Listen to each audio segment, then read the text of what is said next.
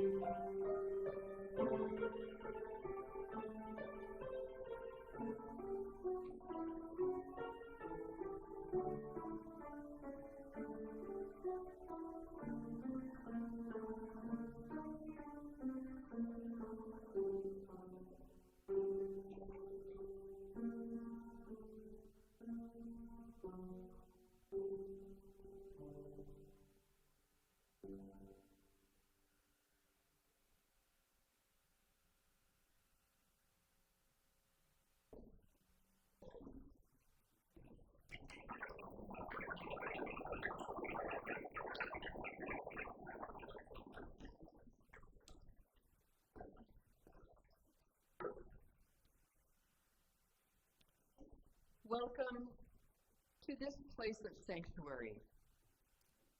We are gathered to worship, to remember our brother Nathan, to give thanks for his life, and to commend him to our gracious Creator, and to comfort one another in our grief. All who were baptized into Christ have put on Christ. In his baptism, Nathan was clothed with Christ. And in the day of Christ's coming, he shall be clothed with glory. Grace and peace be with you all. Let us pray. Loving Creator, we remember before you today our brother Nathan. We thank you for giving him to us to know and to love as a companion in our pilgrimage on earth. In your boundless compassion, console us who mourn and help us find peace in the promise of your never-ending love. Amen. In your bulletin, you'll find an insert if you'd like to sing along. This is a beautiful hymn set to the music of Sibelius.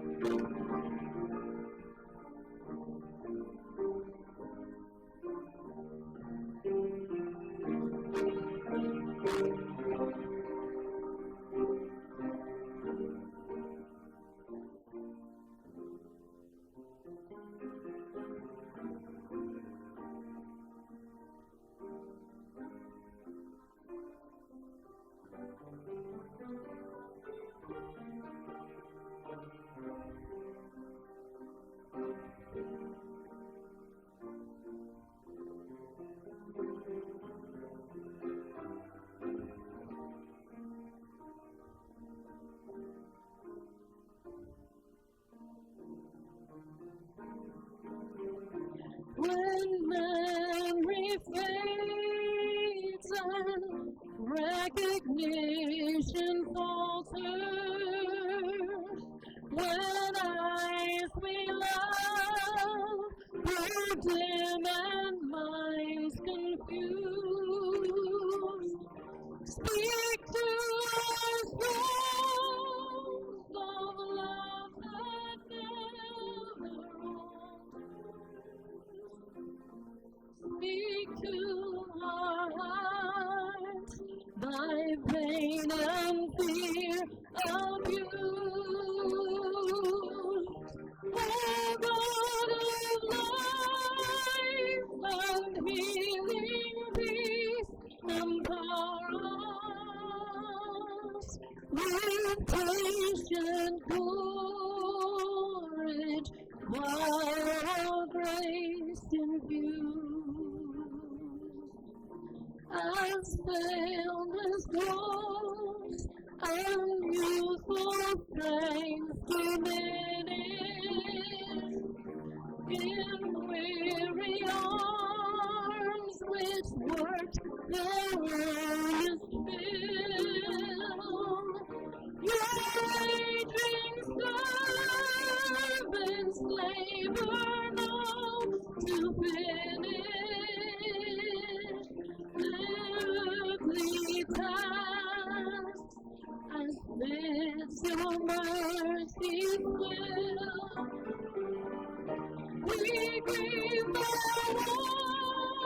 warning, yet rejoice, believing your arms unweary shall uphold us still.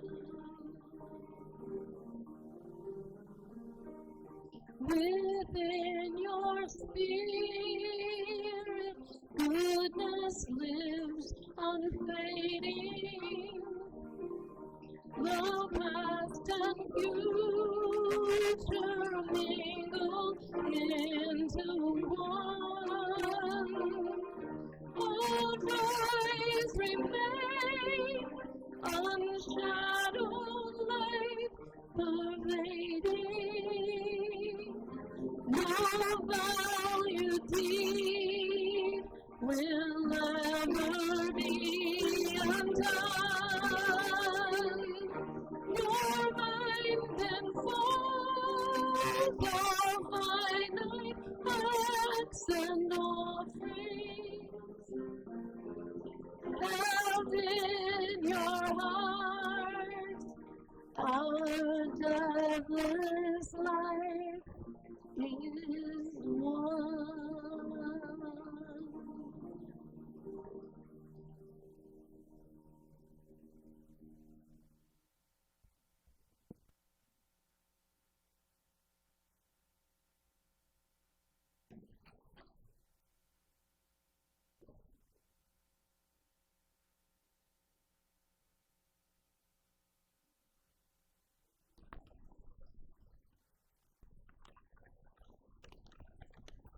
All right, thank you for coming. Our first reading is from Ecclesiastes chapter 8, verse 15, and I think this captures the many meals we had with Dad and Grandpa. So I commend enjoyment, for there is nothing better for people under the sun than to eat and drink and enjoy themselves. For this will go with them in their toil through the days of life that God gives them under the sun. The psalm today is 77, verses 2 through 3. In the day of my trouble I seek the Lord. In the night my hand is stretched out without wearying. My soul refuses to be comforted. I think of God, and I moan. I meditate, and my spirit faints. And then 1 Corinthians chapter 13, 8 through 10. Love never ends, but as for prophecies, they will come to an end. As for tongues, they will cease.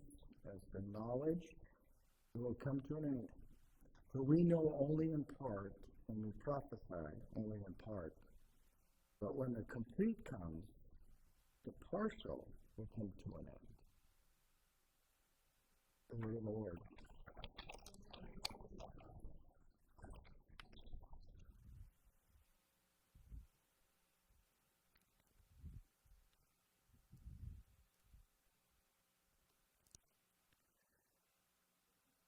I didn't have the privilege of knowing Nate as most of you did.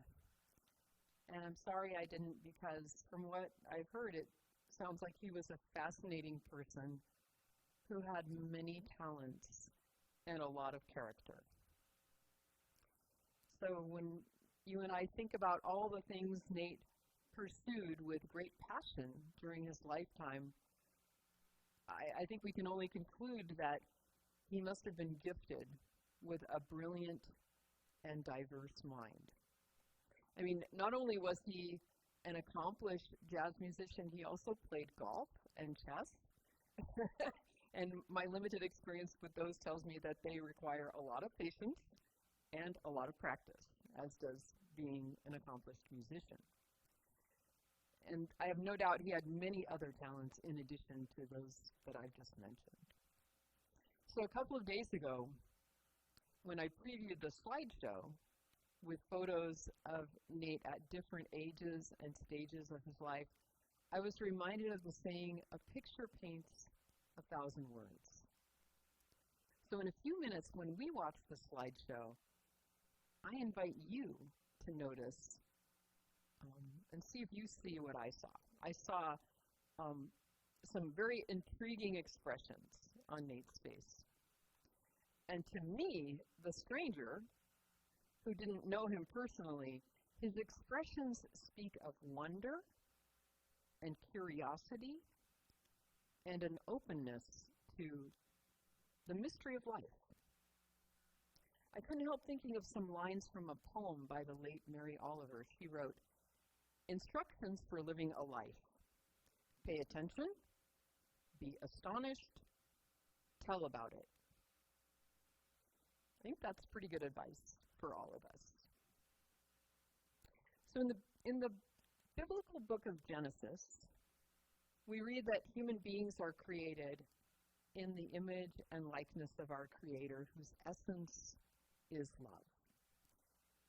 And this means that Nate and all of you and I are created out of love, and at the very same time, we are created for love, because our Creator God tells us that God is love. The Bible tells us that God is love.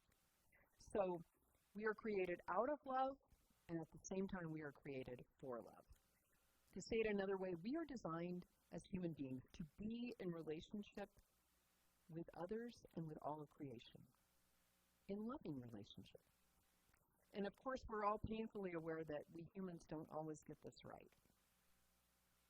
There's a lot of brokenness in our world, and we know that all too often things can end up going very wrong, and we inflict great harm and destruction on each other and on God's good creation. And yet there's something about being created in the image of God that means that each of us also carries within us a spark of divine creativity, a spark that can inspire and empower us to use our unique gifts and talents in ways that benefit others and contribute to the common good. And so along with what I've been told about Nate's life, I think that these little insights from Scripture help shed some light on some important aspects of his identity. For one thing, it occurs to me that the passion he brought to his vocation as a musician can be viewed as a divinely inspired spark, a spark of creativity. And like the work of so many artists and musicians and writers, Nate's creative legacy lives on, touching your lives and the lives of many others in ways that you and I will never know. So reading between the lines of the scripture passages that Nate's family has chosen for this memorial service, I think we can gain some more insight into how he viewed the world and lived his life. Noel already mentioned that the verse from Ecclesiastes reminded him of a lot of family meals and sharing, times of joy, laughter. I think like all of us, Nate obviously experienced times of great joy. And then there's the contrast in the Psalm 77, which Psalm 77 speaks to the reality that life in this world can be hard, so that joy can sustain us in the midst of all the hard things that we have to go through. And the final reading, an excerpt from Paul's first letter to the fledgling church in Corinth, I think bears witness to the power of God's unconditional love. In contrast to human love, which can be fickle and fleeting, God's divine love is steady and steadfast. It's this deeply indwelling spiritual love that multiplies our joy and sustains us through those hardships and storms of life. To say it another way, divine love gives us the courage and the strength that we need to keep living our lives no matter what. It helps us to persevere in hope, trusting that even though weeping may spend the night, joy will come in the morning. Joy will come in the morning because love never ends. My friends, in the days ahead, you will surely miss your father, your grandfather, your great-grandfather, your brother, your friend. And so I pray that you may find a measure of comfort and peace in the promise that love never ends, and that even now he is being held in the wide embrace of that love. Love is the one thing that endures beyond the grave, and during his lifetime, Nate's love shaped each and every one of you in some way. And the love he poured out on you lives through you. So I can't think of a better way to honor his legacy than for each of us here today to use our unique gifts in ways that bring love and inspiration to others. Thanks be to God for the gift of life, for the gift of Nate's life, and for the love that never ends. Amen. Time.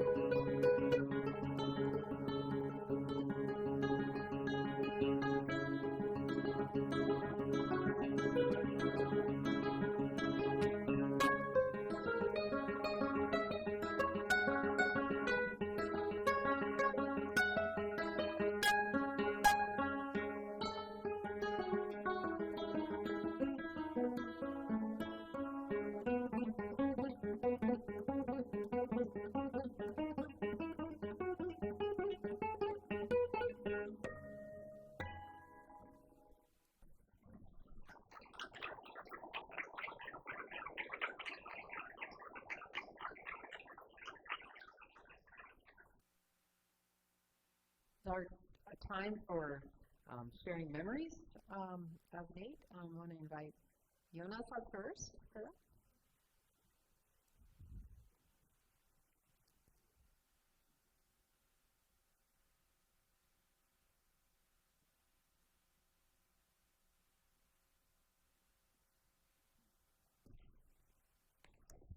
Hello, everyone. It's a pleasure to be here.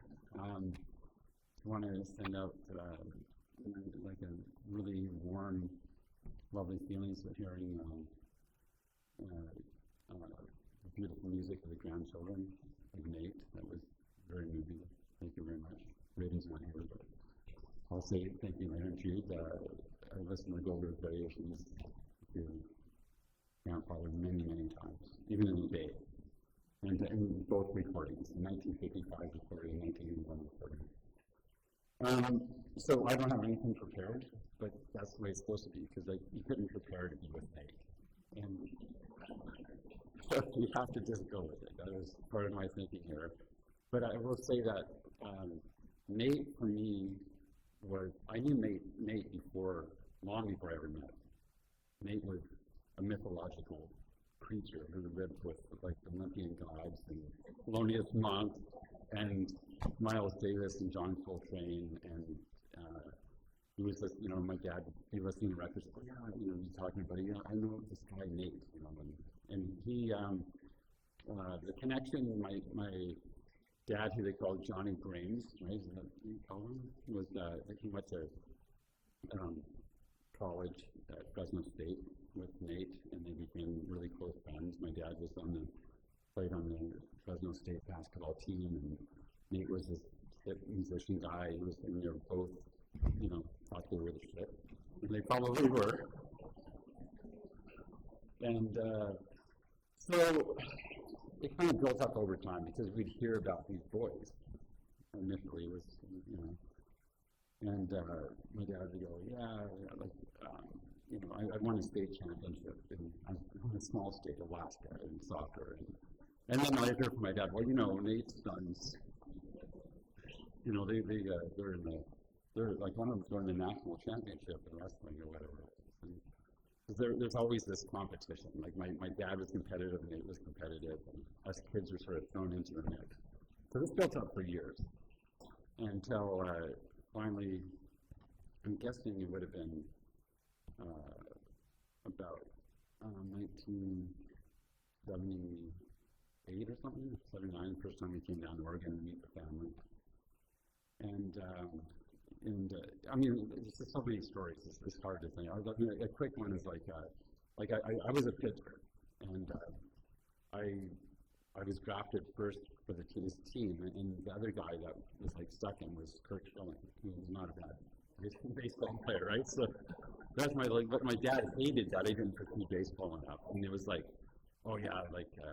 there's this kid Lloyd, and he's burning sliders and this, he's telling me all the things. And then also how tough they were. So we're going down there, and my dad's like, don't mess with these kids. They will kick your ass. So okay, well, what was this going to be like? So to say our parents' personalities were, anyone who knows them well will know, both our parents, very fiery, very passionate people. And it was a relief in some ways, because we had our home life and we went to another family's home life, which was seemed straight to mine was.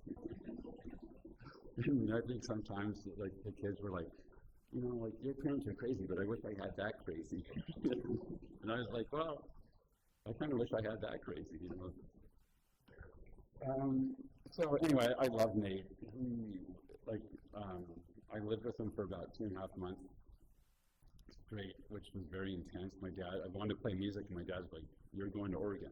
I got the best music teacher for you could ever have. And I lived with him. I studied hours and hours a day. I was supposed to do 2 hours of work, and I always heard how many bales of hay his kids can move. And I never had a chance, not only because I didn't have a chance to start with, but also Nate demanded full attention when he's talking to me. So I'd move a bale, go, it's not bad. Now, John Coltrane, I'd be blown as he wanted my attention. So it was just I could not, I might do 5 in an hour, and they would do 50. And he was just wonderful for the whole family. I have 4 brothers, and 3 of us were all together on the same mom, and we would all come down in a group, and just like I'm talking now, you didn't know, to the point where there was times when we'd go down there, and Nate and my dad would get into it, and it could be like at 11 at night, and then all of a sudden, I live in British Columbia, Canada, and all of a sudden we're in the car, like they're yelling at each other, and my dad, where are you going? Have all your stuff, and we'd hop in the car and drive out, and it's like, well, we're not going to see those guys again, but sure enough, we'd go down and see them, and I do, I tried, all of us did, I tried to make all the family events and weddings, and I love all of you guys, I really do, and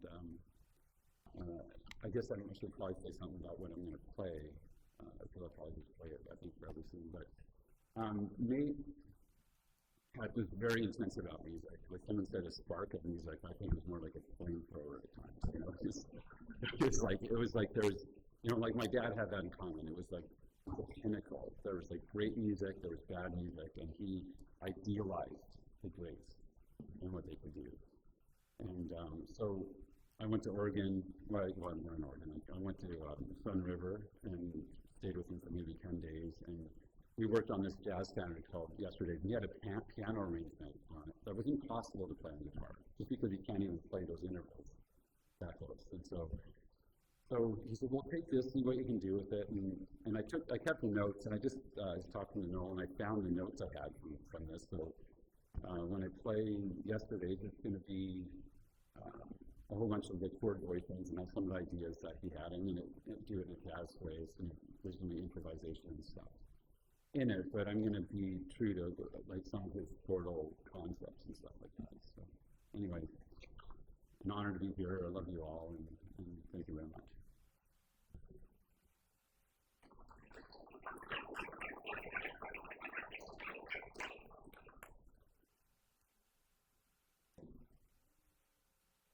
It's your turn next, and then Dennis, and then Chris.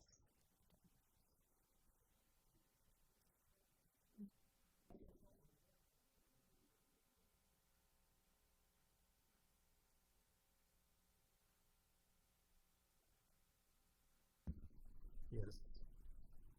As Ron's team just said, nobody calls me Thomas. But that's okay. I just like I'm unprepared for this.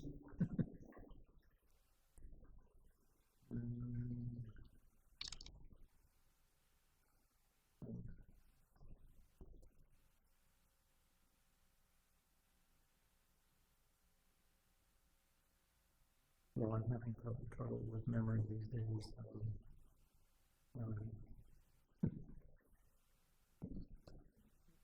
Trying to think what my story was about. Oh, okay. Ron and I and Nate had a band called Eminon, which it was no name spelled backwards. We thought that was really clever. So we took a little trip up north to play at a club. I can't remember the name of it or anything. In Lucy's Jazz Workshop. But was it in Vancouver? Yeah, okay. So, and it was Ron and I and Nate. And a great trumpet player named Woody Shaw. I don't know if you remember Woody. But Woody was quite a kind of a crazy personality, and he was, you could hear him down the hall with his voice. It was very loud. And he was a great trumpet player, and very much a jazz icon, and so we were very happy to have that gig. somehow we got up there times, two guys in one car, and maybe somebody else took a train, and somebody else took a boat. I don't know how we all got up there, but the day we finally all assembled backstage in the green room, whatever you want to call it, and we were getting set to go on, and Nate unzipped his bag that contained a guitar, what looked like a guitar. It was a bass. And he had just kind of converted to playing electric bass. What he saw, on the other hand, was very old school, and he this is kind of how the dialogue went down. And Ron, you were there. You can feel free to correct me at any moment if I falter on this.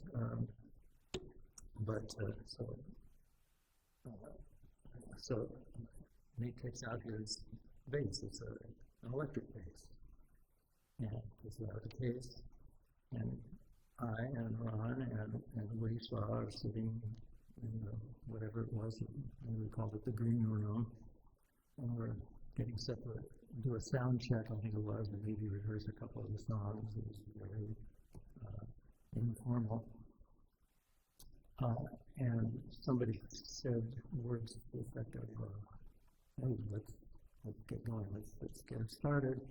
And Woody says, yeah, I'd be into that as soon as the bass player comes up with his real bass. I don't know what language he's, And, he was expecting an upright bass, and that was kind of the way that we did things in those days. And I don't think Nate said anything. He just took that electric bass and put it in the case, and took his stuff, his bag, his suitcases, whatever he had with him, and just left. Walked out in the street. He went down to the street. I imagined he was going to get a taxi to take him to the bus station or something like that. This is in Vancouver, BC, and I think this was our first gig out of town, and we were all Portlanders. Well, Woody was a new Portlander. And so he said, well, Woody said, I'm ready to go as soon as the bass player comes up with his real bass. Words to that effect, Ron? Yeah, okay.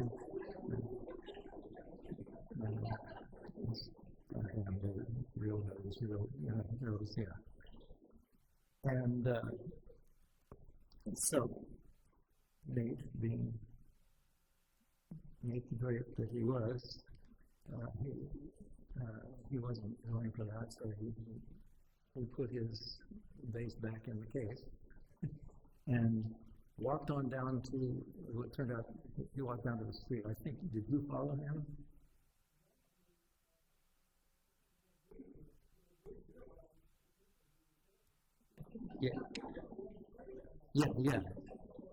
Yeah. So, yeah. He showed him some deep respect, and we got past that, and we did the gig, and it was wonderful, and the use of an electric bass did not cause any problems with the music. And then it seemed like there was some other thing. Oh, yeah. Then we played that gig, and we were back in Portland, and we had a regular band. What do we call ourselves? Hang on. I do? Yeah. No. Oh, well, great on me, yeah. totally agree with that. But, so, what was the other thing I was going to talk about? Okay. This was, Nate was wonderful and a great bandmate, and maybe several months after that, he cornered me and talked to me about my playing too many bass notes. And he wanted me to get into the idea of playing chords rather than bass notes, since they conflicted with his bass notes, and it just wasn't the sound that we were looking for. And so he later on, this could be months down the road, he sat down with me and showed me ways to voice chords in the left hand without interfering with his bass notes. I mean, this wasn't kind of an ego kind of thing with him. It's just the way he liked to hear ensemble music played. And, I was, a lot of the times I was playing bass notes that conflicted with the notes that he was playing. And anyway, long story short here is that it transformed my playing, my backup playing, in such a way as to, I just sort of had to rethink how I accompanied people in my band. And that was a great thing that happened between me and Nate. And so I'll never forget him thanking me for that. That's about all I got for now.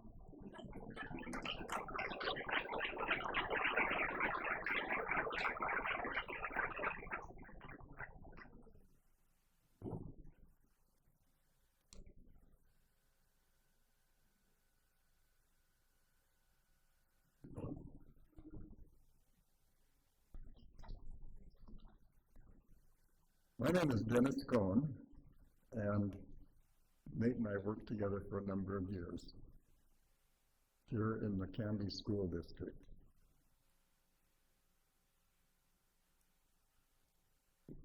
One of the early things that I discovered about Nate, when we first met, I knew there was something very unique about him, because I had worked with a number of different maintenance people over the years, but none of them had ever made reference to somebody named Sartre or Socrates.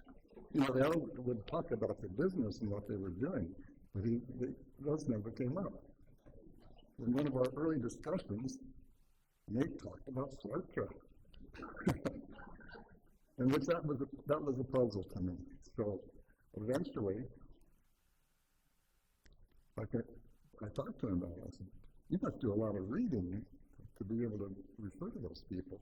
And he said, "Well, I started college and I majored in philosophy."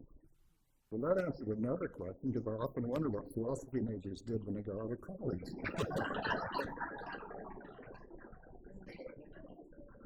The one thing about Nate, he was not, it's a little hard to talk about him a little bit, because he was not big about talking about himself. The things that I know about Nate came in little pieces as part of discussions that we had over the years. But we did discover that fairly early on that we both liked music, and especially fond of jazz. But there was a difference. I knew a lot of artists by name, but as we talked, he knew them in person, and had even played with many of them. So it was really different. It's almost like if I met Derek Jeter, and I said I've been to a couple of ball games, I know a lot about baseball too. We have a lot in common. It turned out we didn't have much in common about music. At one point I told him about a story where I went to see Leroy Vinegar when he moved to town. And I liked his music, and I liked going to see him. And so I mentioned that to Nate, and as part of the discussion, I got a whole lecture about his technique and his style, more stuff than I understood, but it was still interesting. And that's about the time I found out that he attended Berklee School of Music. And that was impressive, because I know you don't just get into Berklee School of Music. You're a pretty good musician by the time that starts. And I didn't find out until after he passed away that not only did he attend Berklee, but he actually taught classes at Berklee. And like I mentioned, he didn't like to talk about himself much. He didn't do that a lot. It just always kind of came out in pieces. But I did find out that Nate joined the County School District in 1974, and the story that I've heard, I have no idea if it's true or not, but he was talking to Dick Meehan, who was the principal, and he was trying to get his kids lined up to go to school, and he mentioned that he wasn't working any place. Nate said, or Dick Meehan said, well, we're looking for a painter. Would you be interested in doing some painting? And he accepted the thing as a painter.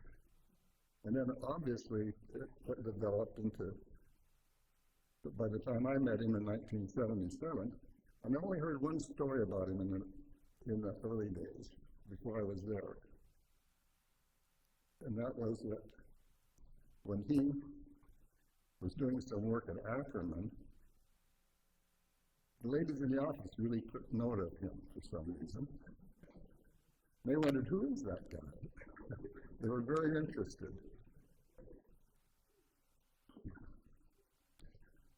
But I didn't even find out that he got involved in the local jazz music until much later. Because like I said, he didn't talk about himself much. And I found out by reading an article in the newspaper about Tom Grant, and Tom made some mention of how much he appreciated working with Nate Hygelund. I said, oh, there's a big deal here. So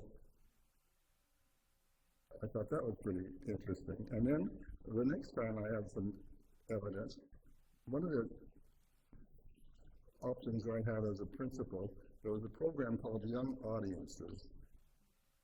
And the Young Audiences offered cultural kinds of assemblies to schools. And I noticed on the agenda, oh, there was one for jazz. I thought, oh, that would be pretty interesting. And it said that somebody named Ron Skeen was in charge of it as part of the group. So I signed up and got him, and what was interesting is when we were visiting before the program, somehow Nate's name came up, and the reaction was, oh, Nate works here? They were very interested in the fact that Nate was here. Somehow I started getting the idea then that Nate was a pretty big deal in the jazz field. I came to the district in 1977, and by that time, Nate was basically in charge of all of the buildings and the maintenance for all of the buildings. And as I talked around to different people that had worked with Nate, the one thing that came out constantly was he was a master. He was a master maintenance guy. I think there's even a quote that somebody said. But then I talked more, and I also found out he was a pretty smooth guy. And people could come in and be upset about something, and that did happen in the school business once in a while, if they didn't like what had happened or they were mad about something. But by the time they talked to Nate, and they were trying to talk them through it, they'd always leave with a smile on their face. And so that's something that a lot of maintenance guys weren't able to do. And then he also had to respect his vendors. They saw him as very knowledgeable, because he knew a lot about the buildings. He was basically the expert on the buildings. And he was straightforwardly honest, and they liked dealing with him. And another thing I discovered, and I heard this later as I was trying to put together some thoughts about what I would say when I got here, is that he didn't really give up on music. It was still there. And at one point, he noticed that there were some instruments laying around the music area, and they were kind of beat up, and they obviously weren't being used. So his reaction was, he talked to Don Staley, and he said, could I borrow these and fix them up? And he did. And then, apparently, after school, he started giving music lessons to kids. I didn't know that about him. Anyway, Nate retired in 1996, and I'd have to say it was pretty much to the chagrin of everybody in the district when he left, because he was a big deal. And when the district consolidated a few years ago, he was actually put in charge of all of the maintenance and in charge of all of the maintenance workers, et cetera, et cetera. So he, as a jazz bassist, all of a sudden he's doing something totally different, but he's still very good at it. And so then he moved to Sun River, and we kind of lost contact for a few years. Then one time, my wife and I were visiting Sun River.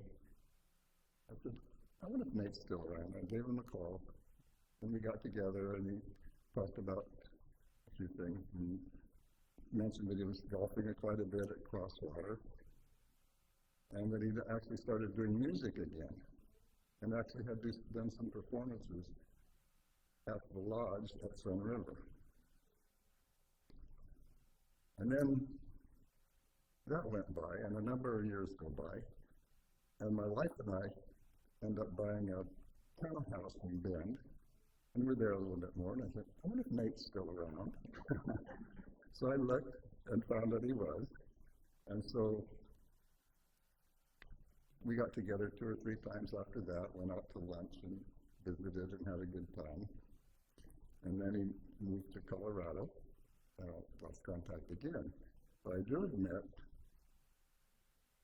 when I was in New York not too long ago in October, I went to a club called Birdland. And people in the jazz business know Birdland. That's a very popular place. And they still have Thelonious Monk and a lot of the literature. But I knew Nate was there, so while I was sitting there, I texted him. Guess you'll never guess where I am. But I never heard back. So I knew things were getting probably a little slim for him.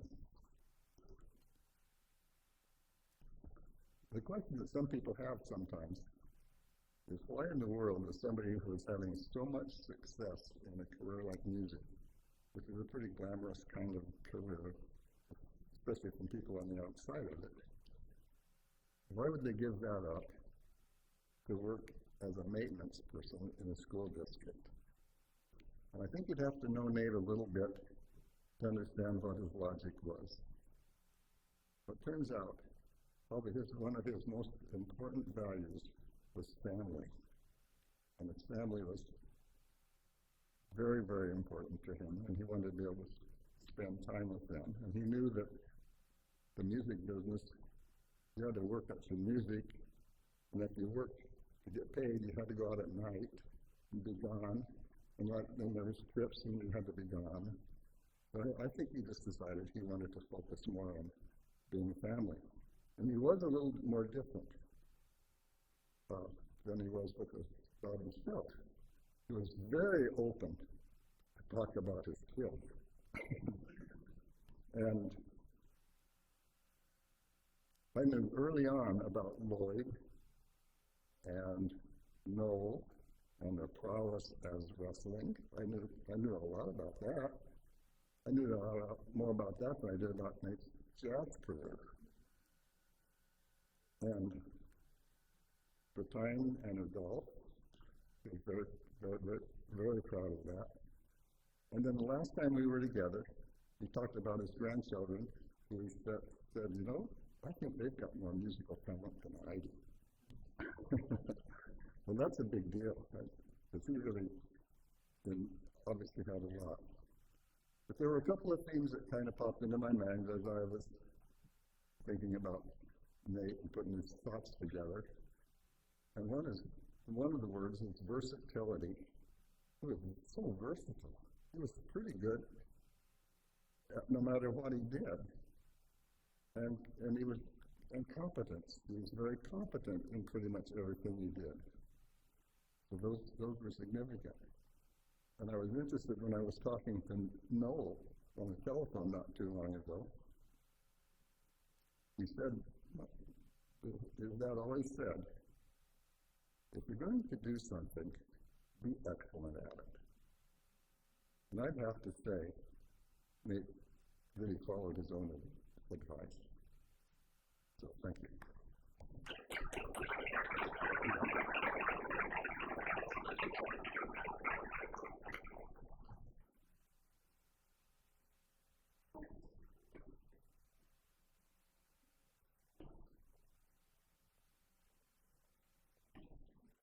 There's a lot of folks there. This is great.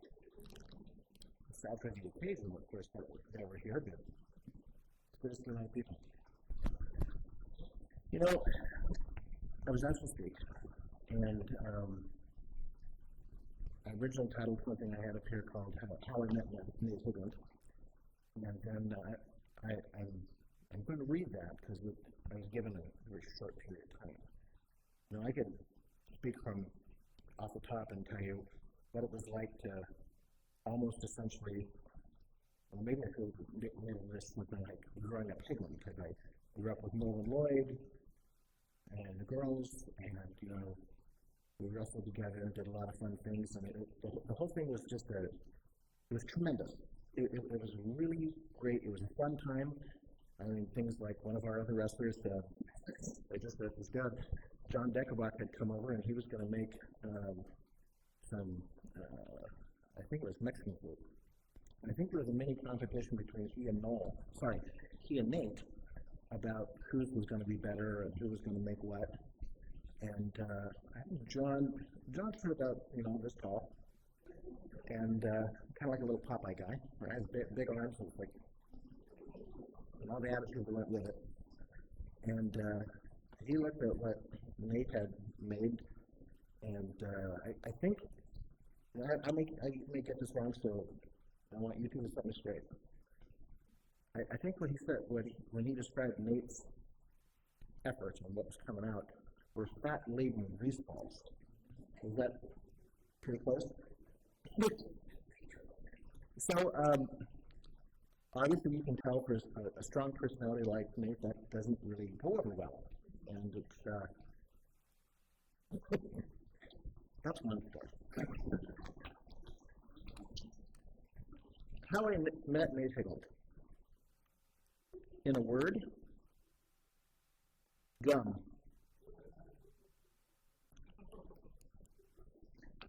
Growing up, I wasn't a bad kid. It would be fair to say I was spirited and perhaps needed some guidance and structure. Well, I got to meet Nate because I had been chewing some gum. I was walking along in the hallway, and I took the gum out of my mouth and I put it into a locking mechanism over at the night school, which gave me the opportunity to meet Paul Ackerman. Those who don't know who he was the principal. And after that, I got to meet Nate. Oh boy, my first time going to night school, after night school. And so Nate looked me up and down as if there was something wrong with me, and asked, "Well, why did you do it?" And I truly had no idea why. You know how kids sometimes do senseless things? This was more of a stupid kid thing than anything else. So slowly Nate began to ask me questions about me, my family, surely trying to create a mental template of what kind of a goofball I was and if my family were the same. I was embarrassed to have done something really quite so stupid. I didn't realize it at the time, but I'd already met Noel and Lloyd. Their hair was straight and kind of hung together in clumps. Later I learned it was sort of cloying because they both swam competitively. They're pretty good at it. Lloyd and I played on the same baseball team as kids. I think he was the pitcher. Well, I could field okay. I was more likely to hit myself with a bat than the ball when it was my turn at bat, so I didn't get much practice there. About this time, the seed of wrestling was sown, and it would continue for several years through high school and beyond. Nate would go to the freestyle tournaments on the weekends. He'd take Noel and Lloyd into Wayne's. Got to be there nice and early at 7, and you'd be there for the day. And my mom's dad, Gramps, would take me to Wayne's at 7 a.m., and then wrestling, of course, would start at 9 a.m. These were usually day-long opportunities, meaning we wouldn't be done wrestling until about dinner time. That meant we would usually stop for pizza to celebrate afterwards. And sometimes Mary Ann and my mom would come and join too.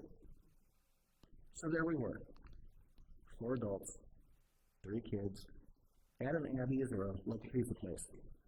We kids started off with a soda, and in later years, with their approval, helped our parents enjoy the hops-based beverages that they bought by the pitcher, because we already had a glass. We got together a lot at the Hygelund home on weekends when wrestling was over, and I got to listen to music I'd never been exposed to. You know, local art, I got to hear about, you know, Nate always said that you were his favorite pianist and you were his favorite drummer. And I heard that since I was, you know, just a little guy. And he'd play and introduce me to artists like Al Di Meola, Stanley Clarke, Chick Corea, Return to Forever, Thelonious Monk, and many, many more. And Nate would count, when he saw me sitting down and listening, he'd count out what was playing, tell me that it was 5/4 time, and I'm sure my blank look at him told him I didn't understand. He then explained what that meant, and then grabbed some tablature and showed me that how he had already written out what they were playing. Wow.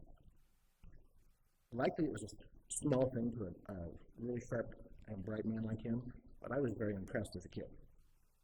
I heard his tales of playing in Europe with Thelonious Monk and others, not yet knowing who they were, and later realizing that it was a big deal and an honor to be considered such a great musician to play with those jazz heavyweights. Nate was a bright man with a sharp sense of humor. He had lived a great life as a gifted musician, a wonderful friend, grandfather, dad, brother, son, mentor. Friends, thank you for coming.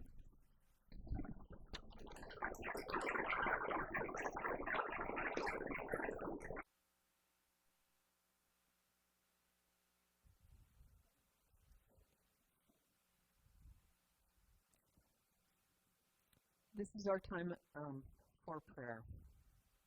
At the end of, oh, I'm sorry. Yeah, no. Jonas, please. I jumped the gun. Yeah, there you go. Come on. We want to hear yesterday's. Yeah.